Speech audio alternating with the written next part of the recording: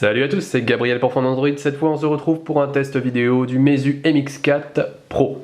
Le MX4 Pro, c'est une version plus grande du MX4. Cette fois, on a un écran de 5,5 pouces avec une définition Quad HD. Contrairement au MX4 classique qui avait un écran de 5,36 pouces avec un écran Full HD.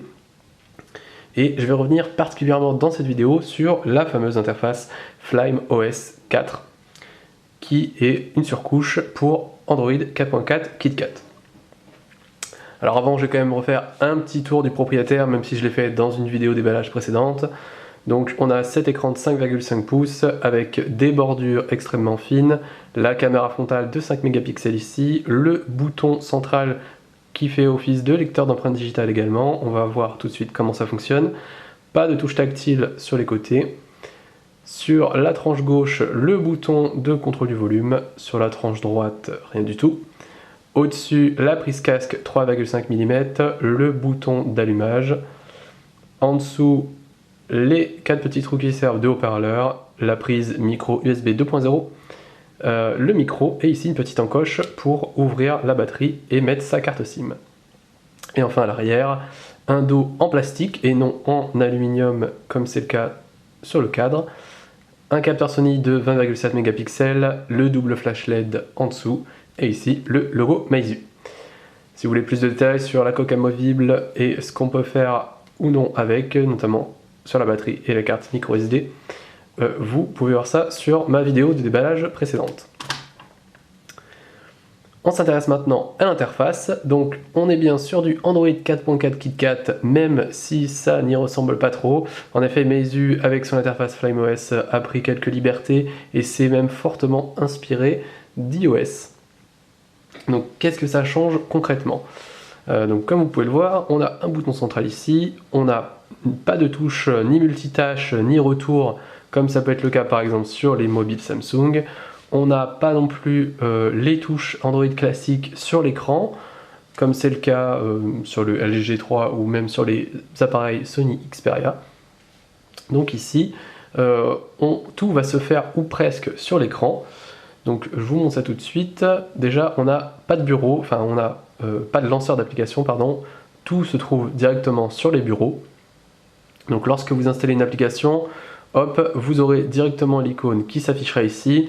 Et s'il y a des applications par défaut que vous voulez supprimer, cela n'est pas possible, voilà, de le faire facilement.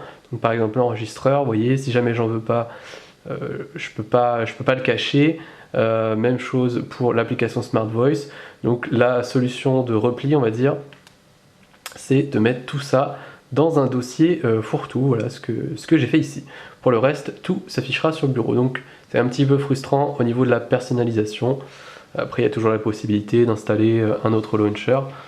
Mais voilà, c'est vrai que de ce côté-là, c'est un petit peu dommage.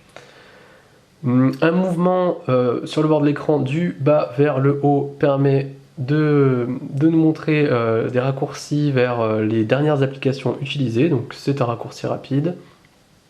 Ça peut se montrer assez pratique. Comme vous pouvez le voir, le Play Store est installé par défaut, donc pas de souci à vous faire de ce côté-là. Vous pourrez profiter de toutes les applications du Play Store sur ce Meizu MX4 Pro. Au niveau des notifications, donc on a ici un effet de transparence avec un léger flou derrière qui rappelle encore une fois iOS, hein, tout comme les icônes rondes et ce design flat. Donc ici, tous les raccourcis. Donc bon, les raccourcis classiques, hein, voilà, on est habitué, on a le mode avion, le Wi-Fi, le Bluetooth, mettre son téléphone en mode muet, etc. Donc ça change pas beaucoup, on connaît ça parfaitement sur Android. Toutes les notifs s'affichent ici, donc là j'en ai pas, mais elles s'affichent bien sur ce panneau. On va se rendre dans les paramètres pour voir à quoi peut servir donc ce bouton central. Donc je vous montre ça tout de suite. Vous allez dans Accessibilité, qui se trouve ici, et vous pouvez configurer l'action que vous allez vouloir faire avec ce bouton qui se trouve sous l'écran. Donc, vous voyez, là j'ai activé maintenir le bouton d'accueil. Alors par défaut, c'est activer Smart Voice, qui est donc le service deux commandes vocales. Moi, j'ai préféré mettre éteindre l'écran. Donc ça se traduit de cette manière: si jamais je reste appuyé dessus, l'écran s'éteint, et si je rappuie, il s'allume. Donc c'est assez pratique dans la mesure où le bouton d'allumage ne se trouve pas du tout sur le côté. Donc, bon, l'écran fait quand même 5,5 pouces, donc le téléphone est imposant, et c'est vrai qu'aller chercher ce bouton qui se trouve en haut est pas toujours évident. Donc là, voilà, vous allez dans les options d'accessibilité, et vous avez cette possibilité d'éteindre et d'allumer l'écran en restant appuyé sur le bouton central. Autre possibilité, on a HomeKey Touch. Donc là, c'est pareil, ça utilise toujours le bouton central, mais ça ne sera pas une pression longue, ça sera un simple appui. Donc c'est quand vous le touchez une fois, donc soit il ne se passe rien, ce qui est activé par défaut. On a aussi la possibilité de revenir en arrière ou de revenir directement sur le bureau principal. Donc là, j'ai mis revenir en arrière, c'est-à-dire que lorsque vous vous trouvez dans une application, donc ici vous voyez, je rentre par exemple dans les différents fichiers, si j'appuie, hop, simplement une fois, ça reviendra à l'étape précédente. Autre particularité de ce MX4 Pro par rapport au MX4 classique, c'est la présence du lecteur d'empreintes digitales qui se trouve toujours sur ce fameux bouton. Décidément, il a vraiment toutes les fonctionnalités pour lui. Donc lorsqu'on allume, ici je suis sur l'écran de verrouillage, il me propose un code, mais je peux, car je l'ai configuré à l'avance, juste poser mon doigt dessus pour déverrouiller le téléphone. C'est franchement très efficace. Le code PIN évidemment est là pour vous sauver la mise si jamais voilà, ça ne fonctionne pas, mais j'ai jamais rencontré ce cas de figure. Donc vous pouvez aller dans les paramètres, vous vous rendez sur les options empreinte digitale et sécurité, et après à vous de choisir comment vous voulez déverrouiller votre écran, ou avec quoi vous voulez vous servir, enfin pourquoi vous voulez vous servir de ce lecteur. Donc moi je l'ai choisi pour déverrouiller l'écran, mais ça peut également être pour verrouiller un dossier particulier. Voilà, si vous avez peur que quelqu'un accède à vos contenus, vous pouvez faire ça, ce qui se montre assez pratique. Donc voilà, je peux vous refaire là.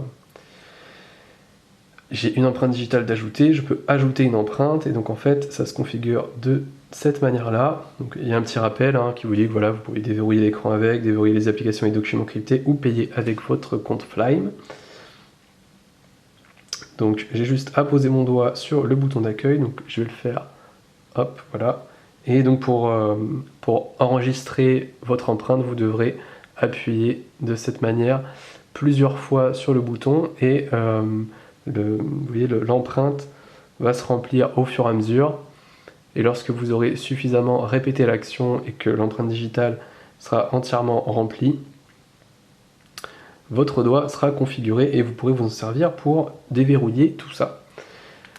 Donc c'est très pratique dans la mesure où d'autres smartphones Android proposent un lecteur d'empreintes. C'est notamment le cas du Huawei AscenMat 7, mais son lecteur d'empreintes est situé à l'arrière, donc ce qui ne le rend pas forcément pratique, par exemple quand vous avez votre téléphone posé sur la table et que vous ne voulez pas forcément le prendre en main. Donc voilà, si vous voulez le déverrouiller, vous êtes obligé de le prendre et d'appuyer derrière pour déverrouiller. Ici, tout comme sur l'iPhone, encore une fois, encore une référence, mais c'est vrai que la Meizu s'en est inspiré pour ça et pour quelques éléments de l'interface. Mais le résultat est vraiment très positif et ça fonctionne très bien. L'appareil photo, il faut savoir que le capteur derrière c'est le même que sur le MX4, c'est un Sony de 20,7 mégapixels. Donc il prend des bonnes photos, ça s'améliore même par rapport au MX4, donc il y a eu une amélioration logicielle. Les photos sont de bonne qualité, elles sont assez détaillées. Le mode HDR en revanche n'est pas forcément très efficace. Donc là c'est pareil, je vous invite à aller sur mon test pour voir tout ça. Vous retrouvez toutes les captures. Pour ce qui est de l'interface en elle-même, on a bien sûr toutes les options, donc macro, manuel, vous voyez là, voilà, j'ai tous les modes. Donc si vous voulez avoir un peu plus de contrôle, je vous conseille évidemment d'aller en mode manuel, sur lequel voilà, vous aurez un contrôle sur la balance des blancs, sur le réglage des différents ISO. Si vous voulez plus ou moins de sensibilité pour capter la lumière. Bref, l'application est complète, le capteur s'améliore par rapport à MX4, il n'est pas non plus infaillible, hein, ça c'est clair, notamment en faible luminosité, voilà, c'est pas non plus extra, ça atteint pas le niveau des meilleurs, mais il s'en sort très bien. Un petit mot sur les performances, donc là c'est pareil, je le dis sur mon test complet sur phone Android, mais il faut savoir par rapport au MX4 classique qui lui embarque un processeur Mediatek, ce MX4 Pro embarque un processeur Samsung Exynos 5 de 8 cœurs également. C'est le même qu'on a sur le Galaxy Alpha par exemple. Donc les performances sont vraiment très bonnes. Le SoC est gravé en 20 nanomètres, donc c'est l'avantage de consommer un peu moins d'énergie. On a un surplus de puissance qui permet de parfaitement gérer cet écran Quad HD, donc qui est de très bonne qualité, hein. Vous voyez, les angles de vision sont bons, la luminosité est suffisamment importante pour pouvoir regarder le téléphone en extérieur quand il y a le soleil dessus. Et donc voilà, pour revenir aux performances, elles sont vraiment excellente, il n'y a aucun souci à vous faire là-dessus, vous pourrez jouer à tous les jeux sans problème. Je terminerai sur la batterie, elle fait 3350 mAh, donc c'est 250 mAh de plus que sur les MX4.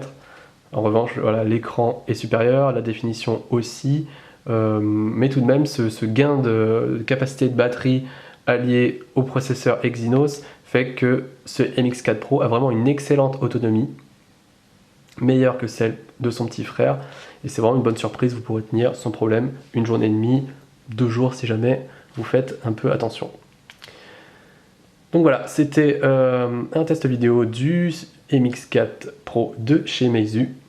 N'hésitez pas à liker cette vidéo, laisser des commentaires, poser des questions ou vous abonner à la chaîne YouTube.